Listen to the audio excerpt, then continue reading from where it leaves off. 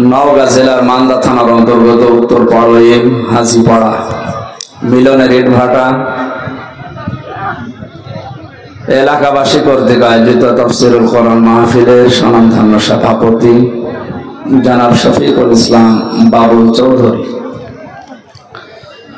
Chairman 5 নম্বর Ganeshpur union পরিষদ, সহ সভাপতি জনাব মাওলানা আমিনুল ইসলাম, জনাব আলহাজ মোহাম্মদ নাজমুল হক মিলন, জনাব মামুনুর রশিদ, আলহাজ লুৎফর রহমান, মাহফিলের প্রধান অতিথি বাংলাদেশ জামাতে ইসলামের শ্রদ্ধাভাজন আমির নওগাঁ ছিল 17 বছরে আরো বেড়েছে। এক একজন যে কত বড় বড় চোর এখন ধরা পড়ছে। দরবেশের মতো মানুষ যদি এত টাকা চুরি করতে পারে, দরবেশ বাপ দিয়েছে এগুলো আছে, এগুলো তো কত কিছু করিস বলেন। 36,000 কোটি টাকা ঋণ করেছে লোকটা, অথচ 32,000 কোটি টাকা খরচ করে পদ্মা সেতু বানিয়েছে। শুধু ওর টাকায় যদি এখন সরকার তার রাষ্ট্রীয় কোষাগারে জমা আনতে পারে, ওই রকম সেতু আরো বানিয়ে টাকা বেঁচে যাবে। তাও তো এটা সাধারণ মানুষ না, এটা দরবেশ দাঁড়িয়ে দেখেছেন। এখন নাই নেই, এখন নমো।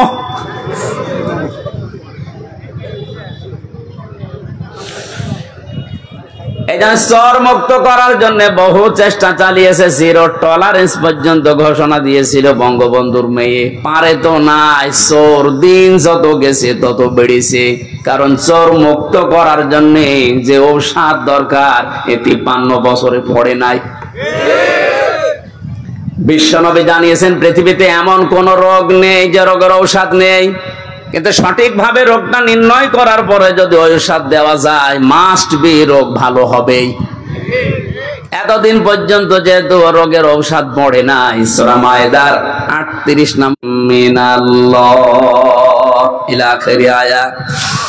আল্লাহ পাক বলেন, চোর পুরুষ হোক আর নারী হোক, সাক্ষ্য প্রমাণে যদি ধরা পড়ে যায় অবশ্যই তার হাত কেটে দেওয়া লাগবে। এটা হচ্ছে দুনিয়ার শাস্তি। কোন জায়গার? আখেরাতে কি হবে সেটা আল্লাহ জানে। এবার বাস্তবের দিকে নিয়ে আসেন। আপনি কে কোন আদর্শ মানেন, দল করেন, আমি জানি না। কোরআনের এই আয়াতটা যদি 53 বছর আগে যখন সংবিধান তৈরি হয়েছিল স্বাধীন করার পর, ওই সময় যদি আমরা এই আইনটা জারি করে দিতে পারতাম, আমার মনে হচ্ছে এই 24 সালে হাজারো মানুষের হাত শরীরে থাকতো না। বিশেষ করে বড় বড় চোরগুলো না, অনেকে মনে করছে চুরি করলে হাত কেটে দাও, তাহলে দেশে কারোর হাতই থাকবে না। চুরি করলে হাত কাটা না, ওটা যদি অভাবে চুরি করে তাহলে তার অভাব দূর করে দেওয়া লাগবে, স্বভাব ভালো করে দেওয়া লাগবে। স্বভাব ভালো করার জন্য যে পদ্ধতিগুলো আছে ওই ধাঁচে ফেলা লাগবে। আর যদি স্বভাবে চুরি করে কেউ, আমার তো মনে হয় দেশে যারা বড় বড় চোর, একটারও কোনো অভাব নেই, সবই স্বভাবে চোর। এটা মানুষের টাকা লাগে কত, চুরি করে তাও যদি আপনি নিয়ে যেতে পারতেন, আপনাকে আমি কিছু বলতাম না। নৌকায় পার হচ্ছিল, ওর বন্ধুরে যখন ধরেছে, বন্ধু বলছে আমি একা ধরা খাবো। ওই যে আল্লাহর ওলি, কোনটা? ওই যে সালমান এফ রহমান, ওর দাড়ি গো, ওগুলো দাড়ি কেটে ফেলেছে। তো আপনি কি করলেন বলেন তো? এখন এই যে ডিম খাচ্ছেন উপর দিয়ে নিচ দিয়ে, আরো তো জায়গা মতো পড়েননি। আমাদেরকে যে সমস্ত জালেমদের হাতে দিয়েছিলেন, আপনাদেরকেও যদি ওই রকম সামনে কেউ পড়ে যায়, ডিম দেখবে জায়গায় দিয়ে দেবে। এই যে হাতের আঙ্গুল নখ তুলে ফেলে, এগুলো রিমান্ডে দেখাচ্ছিল যে আমরা যে এইভাবে নখ তুলি। তো এইরকম লোক জালেম শুধু ওদেরই, আর জালেম নেই,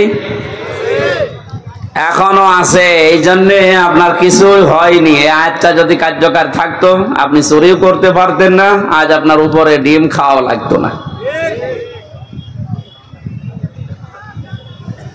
কোরআন নাজিল করার ধারাবাহিকতায় যেহেতু বিভিন্ন ঔষধ আছে, এগুলো এখন সব জায়গায় প্রতিষ্ঠিত করা দরকার। তাহলে জান্নাত, মিনি জান্নাত আপনি বাংলাদেশে দেখতে পাবেন। এজন্য এই নিয়ামতে সবাই আনন্দিত না। ওয়ালা ইয়াজিদু যালিমিনা ইল্লা খাসারা। হে নবী, জালেমদের জন্য কোরআনে কোনো ঔষধ নেই। কোরআনের যত সুন্দর কথায় তাদেরকে শোনান, তাদের শুধু ক্ষতি বৃদ্ধি হবে, রাগ হবে। এজন্য বাংলাদেশে দ্বিতীয়বার স্বাধীন হওয়ার পরে অনেকের মনে আনন্দ নেই। কিছু মানুষের মনে এখনো পর্যন্ত দুঃখ, এখনো তাদের ক্ষতি বৃদ্ধি হতে আছে। দিন যত যাবে জালেমের কোনো সুসংবাদ নেই, ও আরো প্যাচে পড়বে। কারণ কি বলেন তো? কারণ জালেম যারা, এই শব্দটা এত ভয়ঙ্কর মারাত্মক শব্দ। কোরআনে কারিমে আল্লাহ যত কঠিন কঠিন কথা দিয়েছেন, সবচাইতে বড় কঠিন বক্তব্য দিয়েছেন জালেমের বিরুদ্ধে। আল্লাহ পাক বলেন, ইন্নামাস সাবিলু আলাল্লাযিনা ইয়াযলিমুনান নাস ওয়া ইয়াবগুনা ফিল আরদি বিগাইরিল হক। ইলা আখিরি আয়াত। সূরা শুরার 42 নম্বর আয়াত প্রথম অংশে আছে।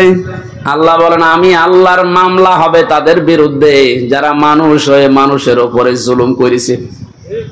এই আয়াত অনুযায়ী এখন বলেন তো, বাংলাদেশে আল্লাহর মামলার আসামি আছে না নেই?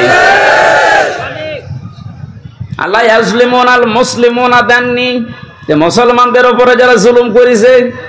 ইয়াজলিমুনান নাস, মানুষ হয়ে যারা মানুষের উপরে করেছে, তাদের জন্য আল্লাহর মামলা রেডি হয়ে আছে। 17 বছর আপনি কি করলেন? বিবেকের কাছে প্রশ্ন করেন। আপনি হামজার মামলার আসামি না, আপনি আল্লাহর মামলার আসামি। দ্বিতীয় শব্দ আরো মারাত্মক।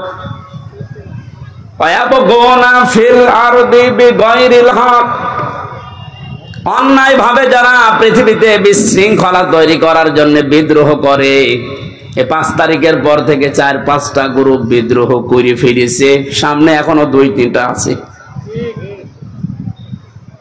আপনি এখন আনসারের নাম নিয়ে অধিকার আদায়ের জন্য মাঠে নেমেছেন। 17 বছর কোথায় ছিলেন? আমরা তো জরিপে এখন দেখতে পাচ্ছি 40,000 যদি আনসার নিয়োগ হয়ে থাকে 9 সাল থেকে 17 সাল 24 সাল পর্যন্ত, তার 33,000 সব গোপালগঞ্জের। এতদিন আপনি মায়ের কাছে বলতে পারেননি, এখন মামার কাছে, মামা বাড়ি আবদার পেয়েছি।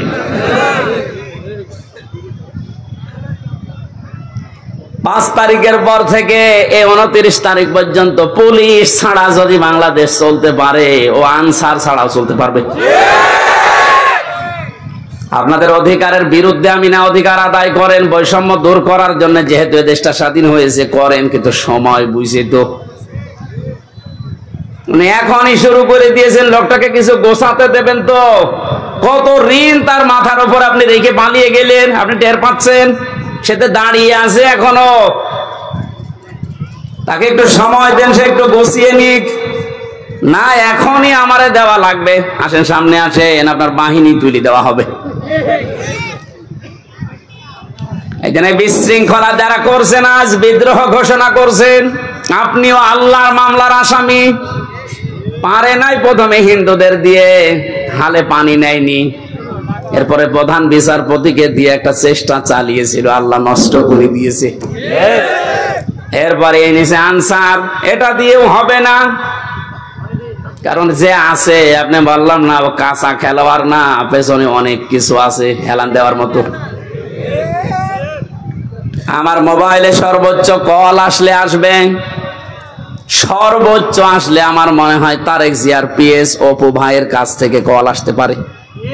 কারণ ওনার সাথে আমি 3 বছর ছিলাম জেলে। আর একটু বেশি আসলে গিয়াসউদ্দিন মামুন ভাইয়ের কাছ থেকে আসতে পারে, ওনার সাথেও ছিলাম 3 বছর। তাছাড়া আর উপরে তারেক জিয়া তো দেবে না। ডক্টর মোহাম্মদ ইউনূসের মোবাইলে কল আসে বারাক ওবামার কাছ থেকে, জো বাইডেনের কাছ থেকে, শি জিনপিং এর কাছ থেকে। টের পাচ্ছেন ওর খুঁটি কোন জায়গায় বাঁধা, ওর পেছনে কি ধাক্কা দেওয়া আছে দেওয়ালে? আপনি আন্দাজে লাফান, বাস্তবতা কিছু জানেন?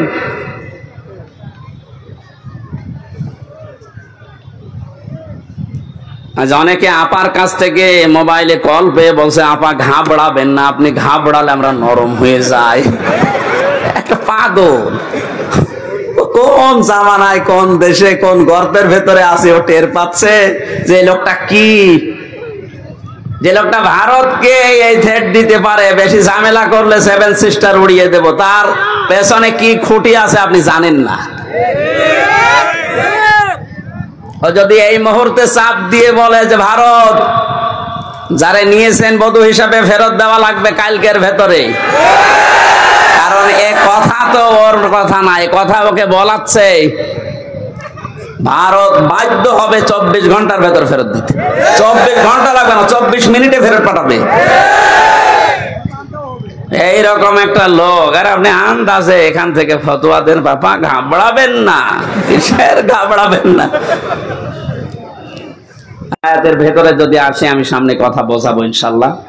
যেটা বোঝাতে চাচ্ছিলাম সহজ সরল ভাষায়, আজ বিশৃঙ্খলা তৈরি করার জন্য যারা বিভিন্ন বাহিনীকে কাজে লাগাচ্ছেন, আমার তো যতটুকু বাস্তবতা, রিমান্ডে আরে 3 বছর জেলে থেকে দেখেছি, ওদের চরিত্র এত খারাপ, ওই মানুষগুলো শেষে দেখবেন পতিতাদেরকেও রাস্তায় নামিয়ে দেবে। কোনো কিছুতেই কোনো কিছু উপরে উঠতে পারবেন না, কারণ ছাত্রদের আন্দোলন শুধু না, আমার মনে হয় আল্লাহ ফেরেশতা পাঠিয়েছিলেন, আবাবিল পাখি পাঠিয়ে যেমন আল্লাহ রক্ষা করেছিলেন কাবা ঘরকে, বাংলাদেশে আল্লাহ একটা কিছু দেখাতে চায়, এই জন্য আল্লাহ ছাত্রদের মতো ফেরেশতাদেরকে আল্লাহ শহীদ করিয়েছে। মনে করছেন শহীদ হয়ে গেছে, এ মানুষগুলো এমনি এমনি শহীদ হয়নি। ওয়ালিয়ালাম আল্লাহুল্লাযীনা আমানু ওয়া ইয়াত্তাখিযা মিনকুম শুহাদা। আল্লাহ বলেন আমি আল্লাহ কিছু মানুষকে শাহাদতের মরণ দিয়ে ধন্য করি, সবাইকে দেই না। যার জীবন যৌবন, যার কর্ম অ্যাক্টিভিটিস এগুলো আমার ভালো লাগে, তাকে আমি সাধারণভাবে মরণ দেই না, মরণ দেই শাহাদতের। তাছাড়া শহীদ আবু সাইদ, আপনার কি মনে হয় একটা লোকের জীবনের ন্যূনতম মায়া নেই? 4-4টা গুলি খেয়েছে বুকে, তাও দাঁড়িয়েছিল, শেষে আর পারে নাই, পড়ে গেছে। আপনি একটা খান তো, শুধু শব্দ শুনলে পালাবেন। এরপরও কিছু মানুষ এখন কথা তুলছে না, সবাই পালায়, আরো নিচে বুক পেতে দেয়, আত্মহত্যা করেছে, শহীদ হয়নি। আহলে হাদিসের নাম নিয়ে যে লোকটা এই কথা বলেছে, আহলে হাদিসের লোক না, একটা প্রতারক।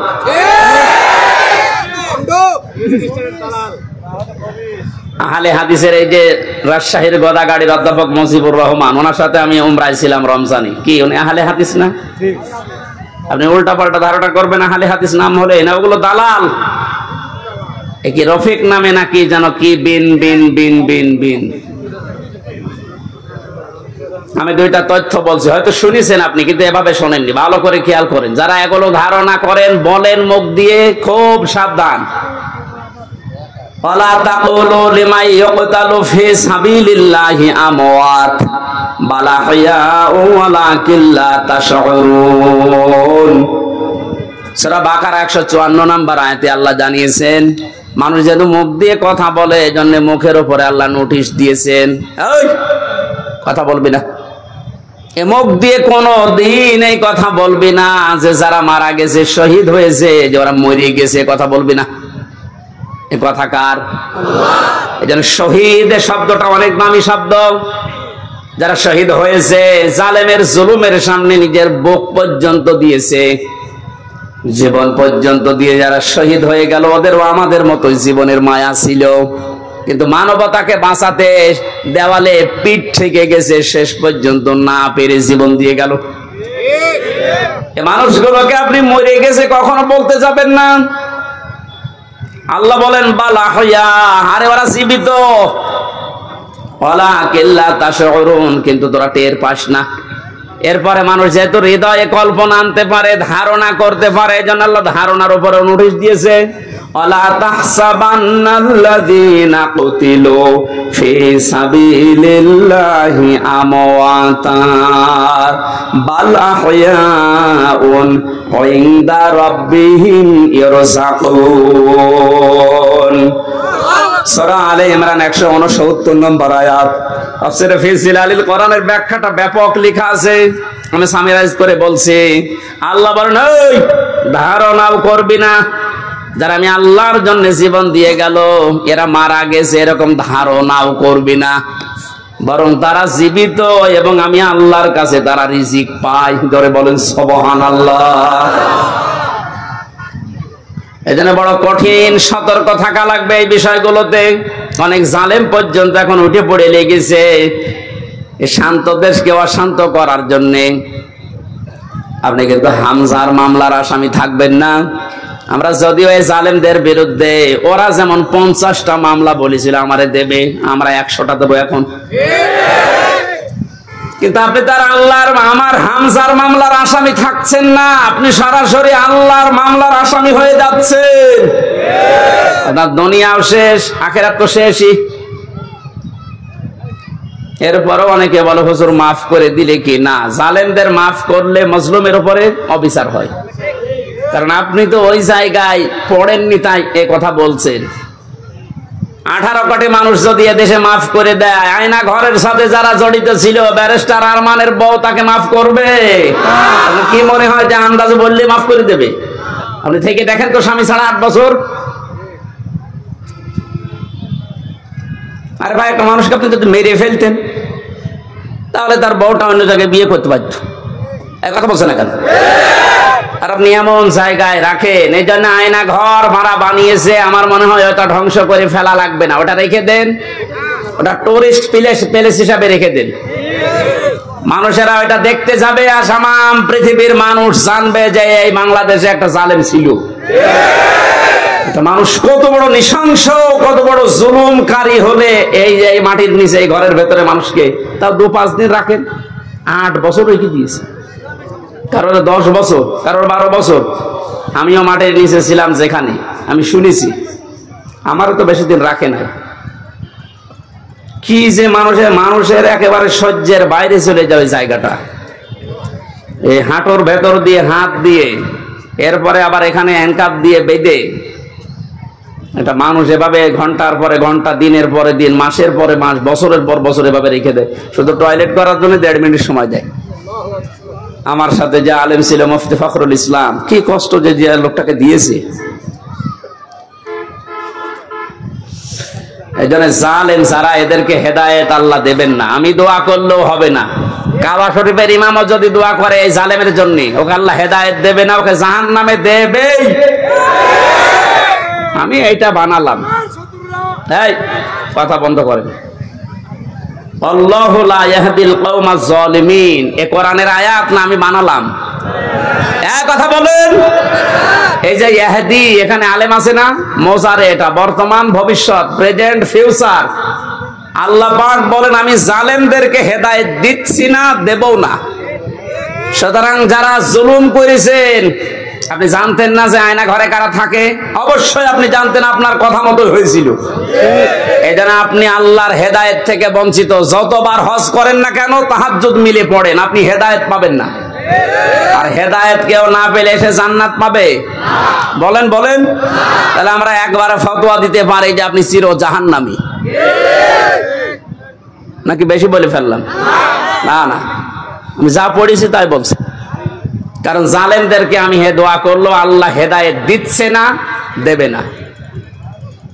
কিয়ামতের ময়দানে আল্লাহ পাক 2 শ্রেণীর মানুষকে নবীর হাত থেকে হাউজে কাউসার খেতে দেবেন না। কয় শ্রেণী? 1 নম্বরে যারা ইসলামের ভেতরে নতুন নতুন বিষয় ঢুকিয়েছে, বেদাত বলে যারে, এদেশে সবচাইতে বেশি এটা। আমার তো ভয় হয় এই কারণে যে বাংলাদেশের হাজারো মুসলমান আমরা নবীর উম্মত দাবি করছি, কিন্তু এই বেদাত করার কারণে আল্লাহর নবীর হাত থেকে পানি পাবো না। 2 নম্বরে যারা জুলুম করে এবং জালেমের যারা প্রশংসা করে, তার সাহায্য করে, সহযোগী হিসাবে কাজ করে, এরা নবীর হাতের হাউজে কাউসারের পানি পাবে না। আপনি এই হাদিসটা এবার বাংলাদেশে মিলান। কত হাজি জালেমের সহযোগী, জালেমকে ভালোবাসে, সাপোর্ট করে, এই কারণে নবীর হাতের ওয়ারিশ হিসাবে সে পানি পাবে না। এরকম মানুষ হাজি দেশে নেই? আপনার দুনিয়াও শেষ, আখিরাতও শেষ। আপনি কি করলেন? এখন আর ফিরে আসার সময় আপনার আর নেই। আপনি যা করেছেন এর হিসাব আপনাকে দেওয়া লাগবে, কারণ আপনি একেবারে সীমানার বাইরে চলে গেছেন। যে সমস্ত পাপের কারণে আল্লাহ দুনিয়ায় শাস্তি নাজিল করে তার ভেতরে অন্যতম পাপ, মানুষ যখন সীমা লঙ্ঘন করে ফেলে তখন আল্লাহ 8 প্রকার শাস্তি দুনিয়ায় দেয়। আমি একটা একটা করে কোরআন দিয়ে ওইদিকে যাবো ইনশাল্লাহ। আপনারা আছেন তো ময়দানে? নিয়ামতের শুকরিয়া আদায় যদি করতে চান তাহলে মুখ দিয়ে বলেন যে হ্যাঁ এটা নিয়ামত। এটা বিশাল একটা পাথর বুকের উপর থেকে আল্লাহ নামিয়ে দিলেন, এটা কি? কিন্তু যারা স্বীকার করছে না, এখনো অনেক জালেম নেই যে স্বীকার করছে না, এখনো পর্যন্ত এই দুর্বিসন্ধিতে লিপ্ত আছে। 2 নম্বরে নিয়ামতের শুকরিয়া আদায় করার শর্ত হচ্ছে আপনার মনের ভেতরে একটা আলাদা আনন্দ আপনি অনুভব করবেন, যেটা সত্যি আমরা পাচ্ছি, সবাই পাচ্ছে। এত বড় জুলুম বিদায় নেওয়ার পরেও যদি আপনার মনের ভেতরে আনন্দ না আসে, শান্তি না লাগে, নবীজি হাদিসের ভাষায় পড়েছি মানুষের এই পশম গুলো তখন খাড়া হয়ে যায়। বাম স্তনের 2 আঙ্গুল নিচে যে গোস্তের টুকরা আছে ওই টুকরাটা লাফালাফি করে। আমার তো 5 তারিখের পর থেকে যে আনন্দ, এমনিতে এই কোরআনের এবং হাদিসের এই শব্দের গুলোর সাথে আমার বুক এবং হাত পশম সব মিলে যাচ্ছে। আমি দেখতে পাচ্ছি এখনো অনেকের মেলছে না। এই কথা বলতে কেন? 3 নম্বরে নিয়ামতের শুকরিয়া আদায় হবে যে উদ্দেশ্য নিয়ে আপনি ওটা কায়েম করেছিলেন, ওটা একেবারে সর্বশেষ জায়গায় পৌঁছিয়ে দেওয়া। এদেশে সমন্বয়ক যারাই ছিল ছাত্র আন্দোলনের অধিকাংশ গুলোর এখন কথা আমি শুনতে পাচ্ছি, ওরা বলছে আমরা মুসলমান। কালকে একজনের বক্তব্য দেখলাম ঢাকাতে, ওরা বলছে আমরা বাংলাদেশে যত জেলায় থানায় সমন্বয়ক ছিলাম আমাদের উদ্দেশ্য ছিল এই যত রকমের বৈষম্য আছে সব আমরা দূর করে সমান সমান করে দিতে চাই, এটা আল্লাহ চাই। কথা বলেন না কেন? আমরা যেহেতু 96% মুসলমান এই দেশে, দল মত আমরা যাই করি না কেন, 53 বছর তো দেখলাম যে মানুষ চালালে কেমন লাগে না, দেখি নাই? বাবা চালিয়েছে কেমন লাগে আমরা দেখেছি, স্বামী চালিয়েছিল কেমন লাগে আমরা দেখেছি, চাচা চালিয়েছে যেভাবেই হোক দেখেছি, বুবু চালিয়েছিল, ভাবি চালিয়েছে। শুধু এখন দেখতে বাকি আছে কোরআন দিয়ে দেশ চললে কেমন দেখা যায়। আপনি সমন্বয়ক যত আছে আমার মনে হয় যদি 500 জন থাকে 498 জন এই কথা বলতে বাধ্য হবে যে আমরা বৈষম্য দূর করার জন্য আন্দোলন আরম্ভ করেছিলাম, আর এটা দূর করার জন্য কোরআন ছাড়া অন্য কোন নিয়ম দুনিয়ায় নেই। অন্য নিয়ম আসলে আবার বৈষম্য শুরু হবে। কোরআনে কারিমে কোনো বৈষম্য আছে? নেই। নেই যে এটার প্রমাণ কি? আফালা ইয়াতাদাব্বারুনাল কুরআন ওয়ালাউ কানা মিন ইনদি গায়রিল্লাহি লাওয়াজাদু ফীহি ইখতিলাফান কাসীরা। এটা বৈষম্য বিরোধী আয়াত। আল্লাহ পাক বলেন সূরা নিসার 82 নম্বর আয়াতে আছে 5 পারার 10 পৃষ্ঠা 3 নম্বর লাইনে রব্বুল আলামিন বলেন কি হয়েছে তোদের আমার কোরআন নিয়ে কেন চিন্তা ভাবনা করো না? আমি কোরআনে এমন কোন বক্তব্য দেইনি যে একটার সাথে আরেকটা মেলে না। আল্লাহর কোরআনে আপনি এমন কোন বক্তব্য পাবেন না যে আজকে দিলাম এই 2 দিন পরে ওইটার সাথে আর আগের কথার মিল নেই, এমন কোন বক্তব্য কোরআনে আছে? আরো জোরে বলেন। সুতরাং এই দেশে যে বৈষম্য সত্যি সত্যি আমরা দূর করে নিয়ামত যে এটা প্রমাণ করতে চাই, সময়ের এখন সবচাইতে বড় দাবি হচ্ছে আল্লাহর কোরআনকে এখন এই দেশে কায়েম করা। এইটার বিরুদ্ধে আছেন কারা? হাত তোলেন তো।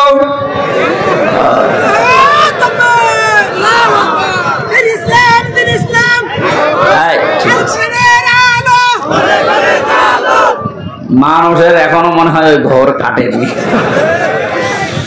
আমার মনে হয় আমান আজমি ভাই এই যে কি আয়না ঘর থেকে এসে এখনো যেমন স্বাভাবিক হতে পারেনি, ব্যারিস্টার আরমান আয়না ঘরে 8 বছর থাকার পরে এখনো উনি স্বাভাবিক হতে পারেনি। আমিও জেলখানায় 3 বছর, আমি এখনো স্বাভাবিক না। এখন ওই দেশের আমার মনে হয় জনগণ এখনো স্বাভাবিক হয়নি, মনে করছে 5 তারিখের আগে আসি। না, এখন আর 5 তারিখ নেই, এখন 29 তারিখ। কত বলেন বলেন? যেন এর দাবি এখন এইটা, যেহেতু বৈষম্য দূর করার জন্য, সংস্কার করার জন্য সব জায়গায় কাজ চলছে, সব চাইতে বড় সংস্কার হবে এখন যে জালেমগুলোর কারণে পুলিশ বাহিনীর বদনাম হয়েছে, ওদেরকে প্রকাশ্যে যা ভালো লাগে ওরা করা দরকার। সব পুলিশের দোষ আছে? কখনো না। হাতে গোনা কয়েকটা জালেমদের দোষও যারা ছিল, বিশেষ করে আমার রিমান্ডে যে কয়েকজন ছিল, আমি তো অন্যগুলোর খবর ভালো জানি না, এদের আমি চিনি। আমি আকিজ গ্রুপে চাকরি করতাম, 8 দিন হাসপাতাল।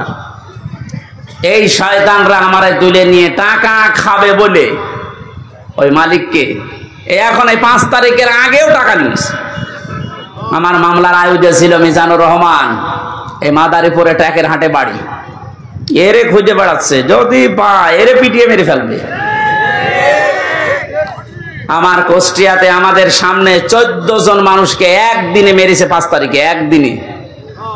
দারোগা সাহেব আলী, কুষ্টিয়ার মানুষ যদি ওর চেহারা পায় কি যে করবে মানুষ, কারণ যারা মারা গেছে সব আমার বাড়ির আশপাশে।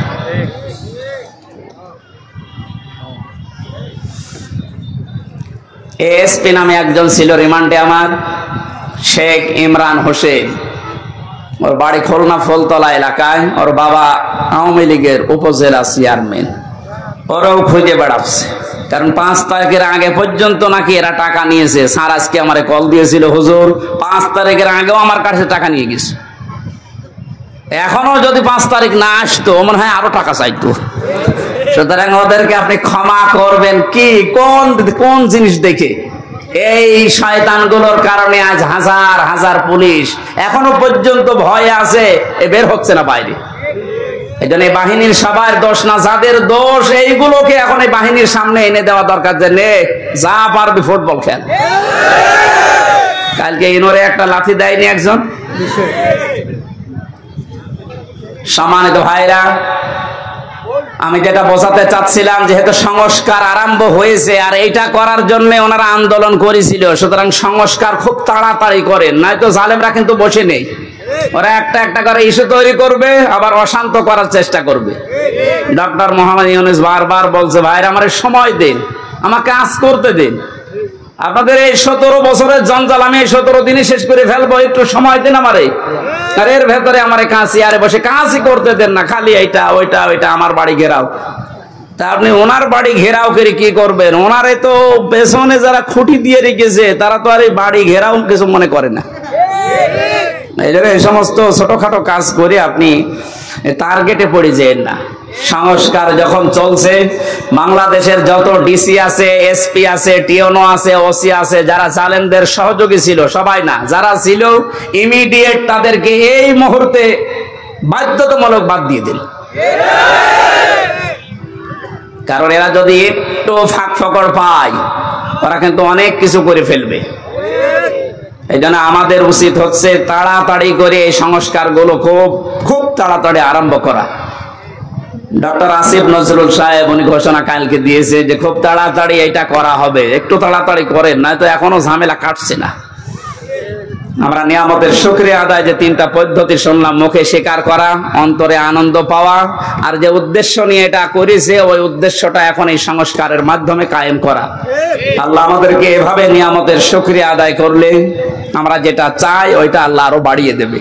ওয়ালাইন কাফারতুম, যদি না শুকরি করেন, যদি না বোঝার ভান করে থাকেন, যদি এবার ভুল করেন, এই ভুল কিন্তু আর শুধরানোর জায়গা থাকবে না।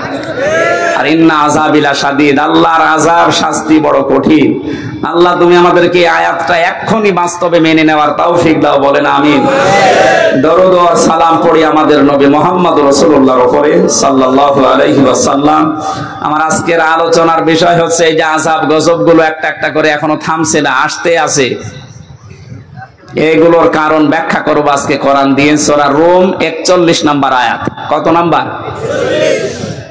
আল্লাহ রাব্বুল আলামিন বলেন, আউযু বিল্লাহি মিনাশ শাইতানির রাজীম, বিসমিল্লাহির রহমানির রহিম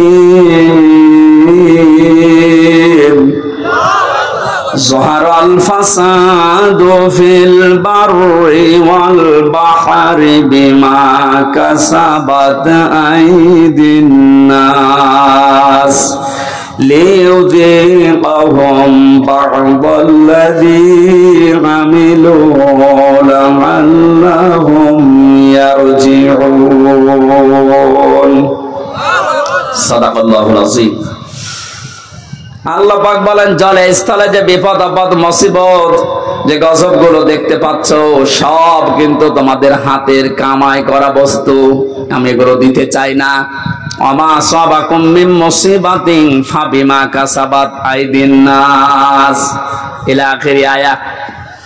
সূরা শুরার ভেতরে আল্লাহ জানিয়েছেন যত অপরাধ করো আমি যদি সব পাপের শাস্তি দুনিয়ায় দিতাম শ্বাস করার সময়ও পেতে না। আমি আল্লাহ আমার দয়ার কারণে অধিকাংশ গুলোই মাফ করে দেই, আর কিছু শাস্তি তোমাদের পাপের জন্য একটু মজা চাকাই।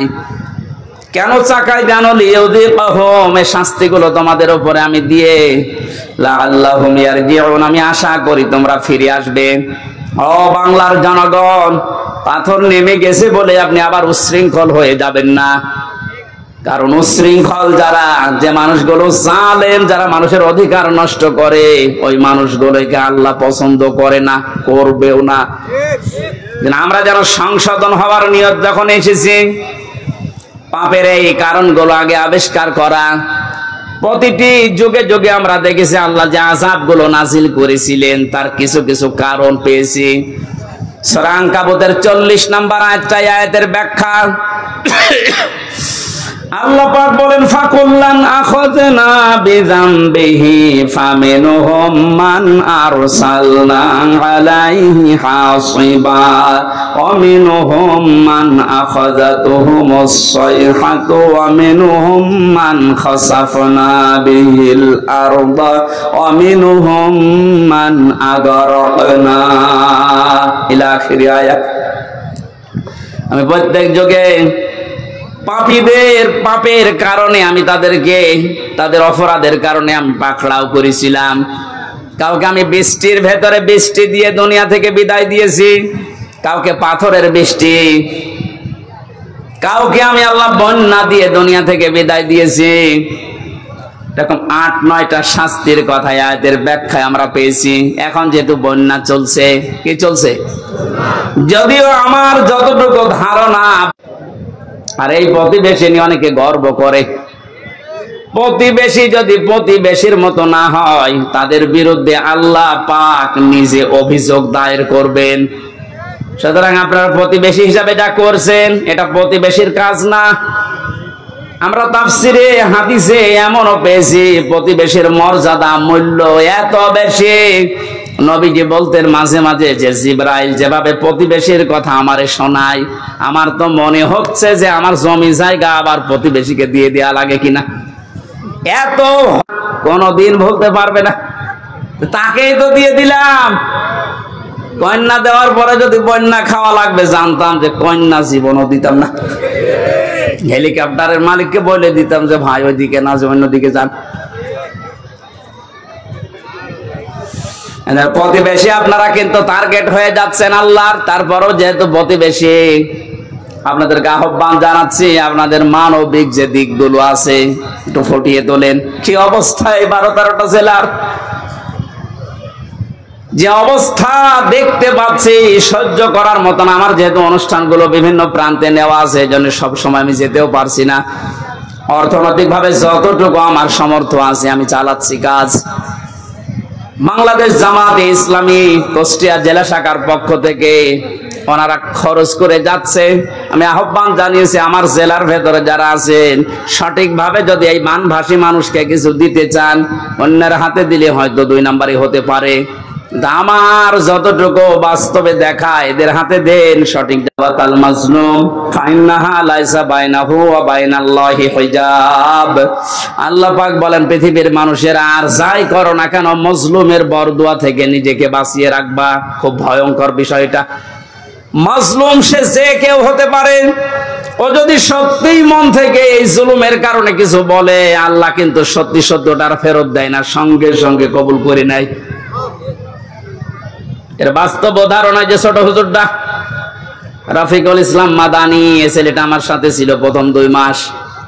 আমারে বলছিল, হামজা ভাই আমারে প্রথম ধরার পরে রিমান্ডে যেদিন আমার এরা 12:30টার সময় হাতির ঝিলে নিয়ে গেছে, পুরা উলঙ্গ করেছে, আমার শরীরে এক টুকরা কাপড় রাখতে দেয়নি, রাস্তা 2 দিক থেকে ব্লক করে আমার পুরা শরীরটা উলঙ্গ করে একটা সিগারেট আমার হাতের ভেতরে ধরিয়ে দিয়েছে। এটা অর্ধ উলঙ্গ মেয়ে লোক কোথা থেকে যেন নিয়ে আসলো, আমার পাশে দাঁড় করিয়ে ছবি তুলতেছে, আর একে অন্যকে বলছে এটা আজকে ছড়িয়ে দেওয়া লাগবে, তাহলে দেশের মানুষ বুঝবে যে হুজুরের অবস্থা কি। বলছে, আমি একজনকে জিজ্ঞাসা করলাম, এক এসআইকে, যে আপনারা যা করলেন আমার সাথে এটা কি সত্যি ডিবির হারুন স্যার জানে? ওই এসআই বলছে জানে না, মানে ও হারুন স্যারই করাচ্ছে। বলছে, আমি এত অসহায় হয়ে গেলাম ওই সময়, মুখ থেকে আমার বের হয়ে গেল, আল্লাহ যা করলো তুমি তো দেখলে, যে লোকটার নির্দেশ মতো এগুলো করছে তারে তুমি একটু দেখো। আল্লাহ ঠিক দেখেছে। ছোট হুজুরকে যা করেছিল আল্লাহ দুনিয়ায় থাকতে ওরে দেখিয়েছে 3 ইঞ্চি, রাস্তায় বের হতে পারে না, মহিলারা পর্যন্ত নাকি এখন জিকির করছে 3 ইঞ্চি 3 ইঞ্চি। কি কোথায় নামিয়েছে আল্লাহ দেখলেন। এটা রেকর্ড হচ্ছে, এই জন্য যারা প্রতিবেশী আছেন খুব সতর্ক থাকেন, মাজলুমের দোয়া কিন্তু আল্লাহ ফেরত দেবে না। আপনি যদি বলে কয়েও দিতেন যে এই 8 ঘন্টা 10 ঘন্টা পরে আমি পানি ছাড়বো, তাও তো আমি একটু বসিয়ে নিতে পারতাম। রাতের বেলা ঘুমিয়ে আসে আর পানি দিয়ে আপনি ভাসিয়ে দিলেন। কত মানুষ এই ভেসেই মরে গেছে। আমার ভাইরা, এই যে বন্যা জলোচ্ছ্বাস এগুলো আসার পেছনে যে কারণগুলো পেয়েছি আমরা, কোন জাতির ভেতরে যদি মুনাফিকি বেড়ে যায়, উপরে ফিটফাট ভেতরে সদরঘাট, আর এই চরিত্রের মানুষ আমার জানা মতে বাংলাদেশে বেশি। এই 15 বছরে কত আলেম পর্যন্ত মুনাফিক হয়ে গেছে। আল্লাহ এমনিতে এই বিপদগুলো দেয় না।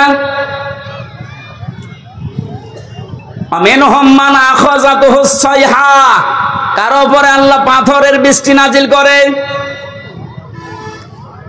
তাফসীরের ভেতরে পড়েছি, আয়াতের ব্যাখ্যা করতে গিয়ে হযরত শুআয়ব আলাইহিস সালামের ঘটনাটা ফি জিলালিল কোরআনে আছে। ওয়া ইলা মাদিয়ানা খাহুম শুআয়বা ক্বালা ইয়া কওমি ইবুদুল্লাহা মা লাকুম মিন ইলাহিন গায়রু, ইলা আখির আয়াত। আল্লাহ পাক বলেন, মাদাইন শহরে হযরত শুআয়বকে তার ভাইদের কাছে আমি পাঠিয়েছিলাম। তিনি মাদাইনে, হযরত শুআয়ব মিশরের মাদাইন আইকা এই এলাকায় বাস করতেন। ডাক দিয়ে বললেন, আমার জাতির লোকেরা, তোমরা আল্লাহর ইবাদত করো, তিনি ছাড়া ইলাহ এটা আর কেউ নেই। ইলা মানে, ইলা শব্দের 4টা প্রধান অর্থ আমি এই আয়াতের তাফসীরে পেয়েছি। এক নয়, ভালো করে শোনেন। এই জন্যই তাফসীর মাহফিলে আসতে হয়। আলেমগুলো খেলা করার জন্য এখানে বসে নেই, ওনারা জানে না। এই গুরুত্বপূর্ণ কাজ বাদ দিয়ে ওনার মতো মানুষেরা যদি মোস্তফা আমিন বসে থাকতে পারে, আপনি কি হয়েছেন বলেন তো? ইলা শব্দের যে ব্যাখ্যা দিচ্ছে এবার নিজের জীবনের সাথে মিলাবেন। আল্লাহ রাব্বুল আলামিন জানিয়েছেন প্রতিটি নবীর যে দাওয়াতের পদ্ধতি ছিল, আমি কিছু কিছু কোরআনে কোট করেছি, তার ভেতরে শুআয়ব আলাইহিস সালাম একজন। তিনি জাতির লোকদেরকে বলেছিলেন, জাতির লোকেরা আল্লাহর ইবাদত করো, তিনি ছাড়া ইলাহ নেই। কি নেই? আমরা যেহেতু নবীর ওয়ারিস, নাকি মানেন না? এক কথা বলেন না কেন? আমি তো প্রথমেই বলেছিলাম রাজনৈতিক ভাবে আমি একটা দলকে ভালোবাসি, সাপোর্ট করি, সহযোগিতা করি, কিন্তু এটা তো ওইটা না। আমি জাতির লোককে এখন বাঁচাতে চাই, ওরকম মন নিয়ে কথা বলছে। আমি নবীর ওয়ারিস হিসাবে এখন দায়িত্ব পেয়েছি। আল্লাহ পাক যে জানিয়েছে নবীদের এই কাজ ছিল, আমরা নবীর ওয়ারিস হিসাবে আমাদের একই কাজ।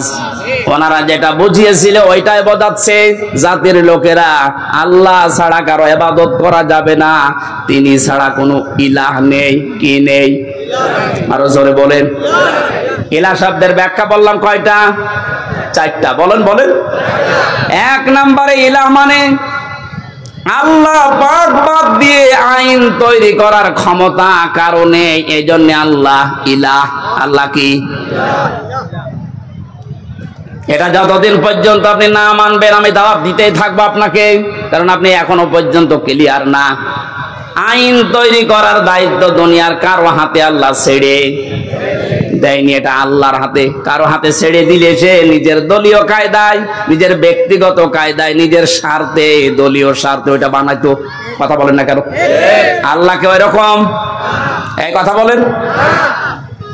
আল্লাহ রাব্বুল আলামিন যেন সবার জন্য উপকার হয় এমন আইন তৈরি করেন, এই জন্য আইনের বিষয়টা আল্লাহ কাউকে ছেড়ে দেয়নি।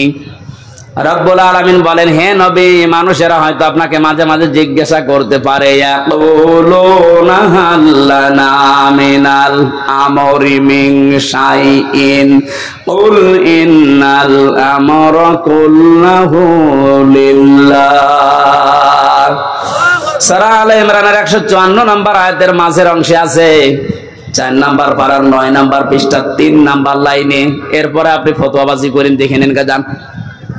আল্লাহ বলেন, মানুষ যদি জিজ্ঞাসা করে যে আইন তৈরি করব, আমাদের কোনো ক্ষমতা, কোনো অধিকার, পাওয়ার আছে, আল্লাহ বলেন আপনি ফতোয়া দেন যে না, এটা শুধুমাত্র আল্লাহর দায়িত্ব। কার? জাতির লোকেরা এটাই তো বোঝাতে সে কুষ্টিয়া থেকে এসেছে যে আল্লাহর আইন বাদ দিয়ে কারো আইন মানা যাবে না, এমনকি মা বাবার আইনও মানা যাবে না। হ্যাঁ, ঠিক আছে তো? না না, এই যে হুজুর বলেন তো, মা বাবার আইন মানা জায়েজ আছে না নেই? না, আন্দাজ বলেন কেন?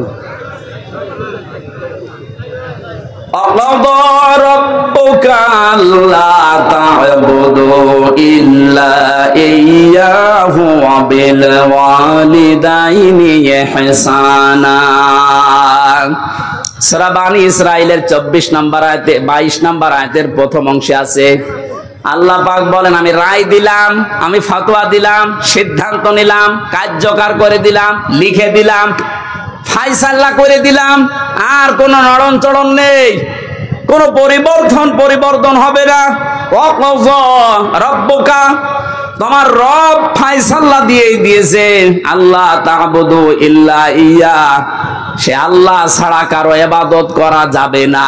ওয়াবিল ওয়ালিদাইনি ইহসানা, 2 নম্বরে মা বাবা যাদের আছে তাদের সেবা করা লাগবে।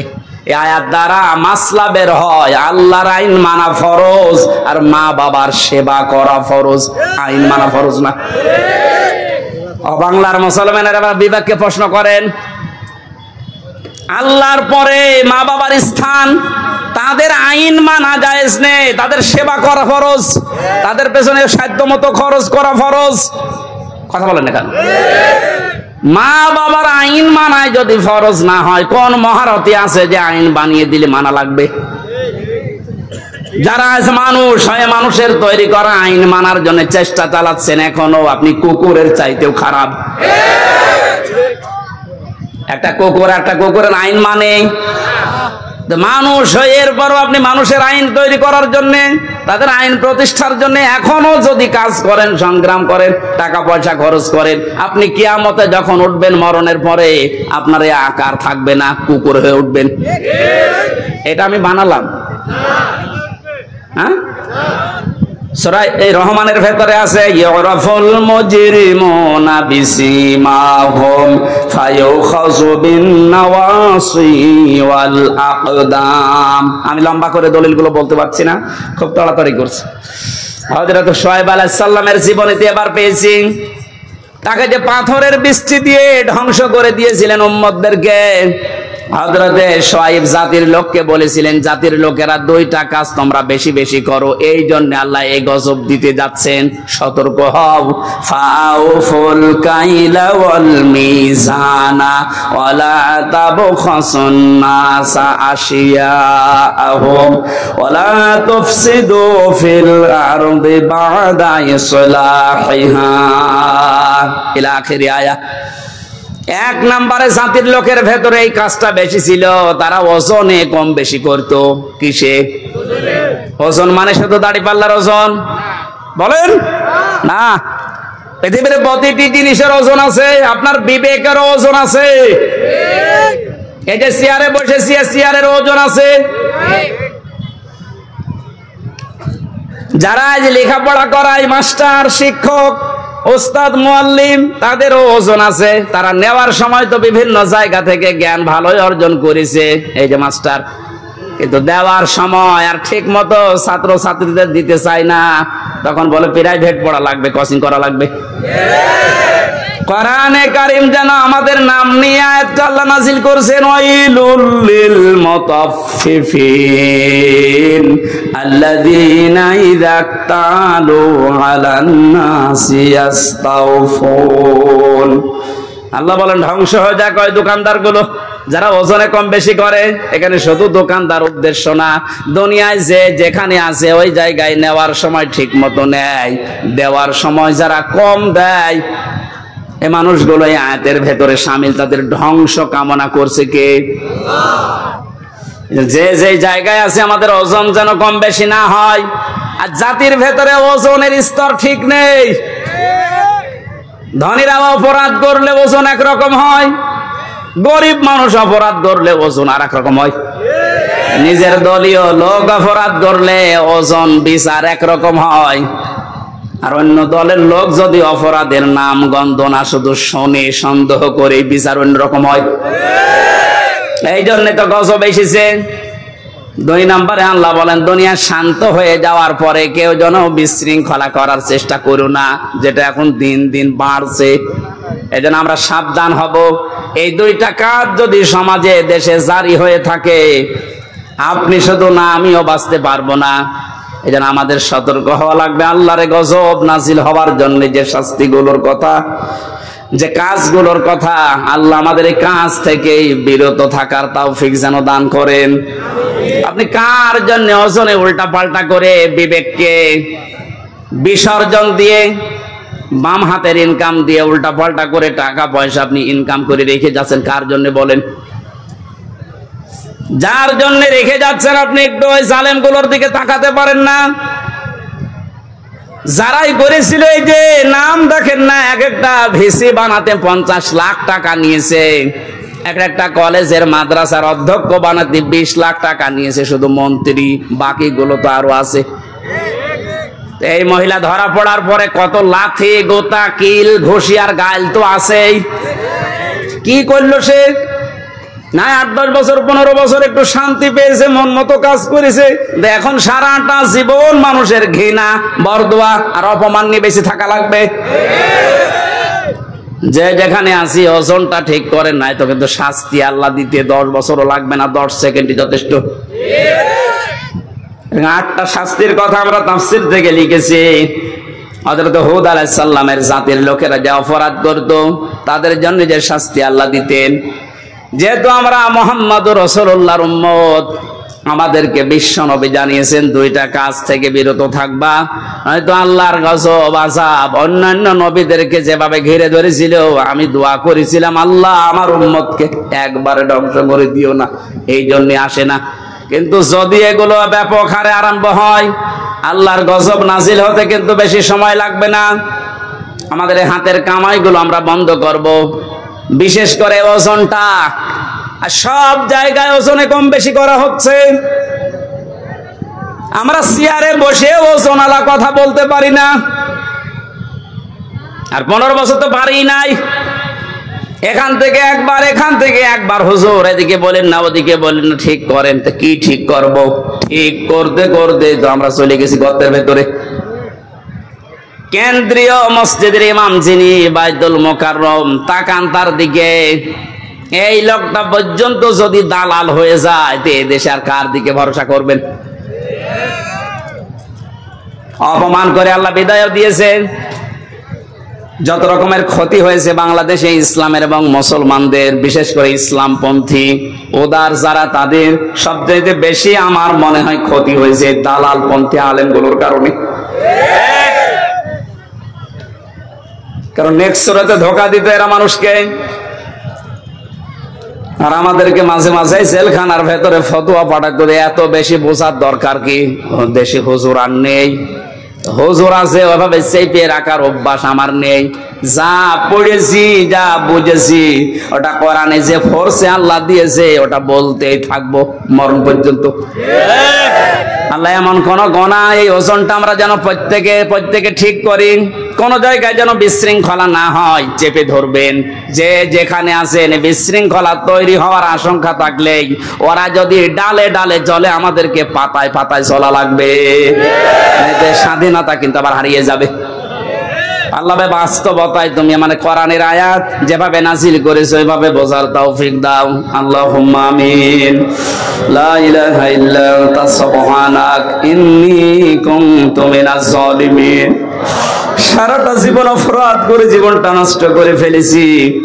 নবীরা যে দাওয়াত দিয়েছিল যে আল্লাহ পাক ছাড়া কারো ইবাদত করা যাবে না, ইলা তুমি ছাড়া আর কেউ নেই, এটা জাতির লোককে বোঝার তৌফিক তুমি দাও। তুমি আইনদাতা, তুমি রক্ষাকারী, তুমি প্রতিপালনকারী, তুমি আমাদের উকিল অভিভাবক।